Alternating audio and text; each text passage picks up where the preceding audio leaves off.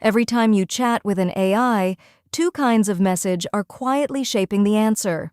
One you usually see, one you usually don't. They're called the system prompt and the user prompt.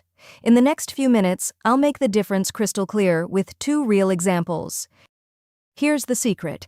A chat with an AI is really just an ordered list of messages, and each one carries a role. There's also a third role, the assistant, which is simply the AI's own replies. We'll set that aside and focus on the two roles that you write, system and user. The user prompt is the actual question or request from the end user right in the moment. It's whatever you type this turn, and it changes every single turn. Think of it as the what to do, the specific task or query you want the AI to handle right now. The system prompt is the behind-the-scenes instructions set by the developer who built the app. It defines the role or persona, the rules, the tone, the output format, and any constraints. It's written once, up front, and it persists across the whole conversation. This is the how to behave. There's one more key difference. The model gives the system prompt higher priority than the user prompt. When the two conflict, it leans toward the system's rules. That's why developers put hard rules there. But it's a strong default, not an absolute guarantee. Behavior can still drift in long conversations. Now picture how they fit together. The system message sits right at the top, governing everything below it.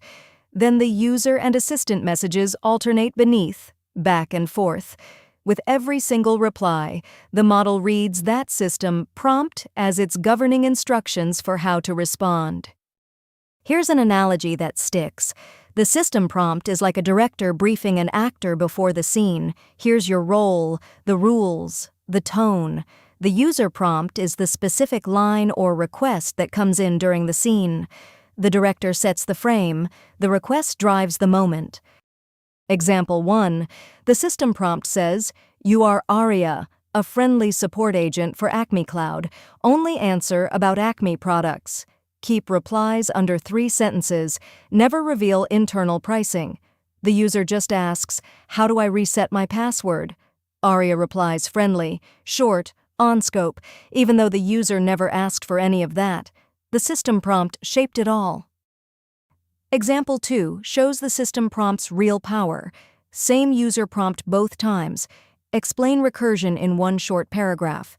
System A says, "You're a precise computer science professor. Be rigorous," and you get a formal, technical definition. System B says, "You're a playful tutor for a 10-year-old," and you get a kid-friendly answer, like 2 mirrors facing each other reflecting forever. The user prompt never changed. Only the system prompt did, and it changed everything. Why bother separating them? 4 big wins. Consistency, you get the same behavior every time. Control, overtone and format. Reusability, one system prompt serves many different user questions. And safety, keeping your trusted instructions separate from untrusted user input helps the AI resist prompt injection. A few best practices. Put the stable stuff, role, rules, tone, and output format into the system prompt. Put the specific changing task into the user prompt. Be clear and specific in that system prompt. And crucially, treat any user-provided content as data to act on, not as new instructions to obey. Now the traps to avoid. Don't cram everything, all your rules plus the task, into one giant user prompt. Don't give contradictory instructions across the system and user prompts. And never trust untrusted user text as if it were a system instruction. That's exactly how prompt injection sneaks in. So here's your one-line takeaway. The system prompt is how the AI should behave, set by the developer once for the whole chat. The user prompt is what to do, asked by the user, fresh each turn. Get that split right, and you'll understand exactly how every AI answer is shaped.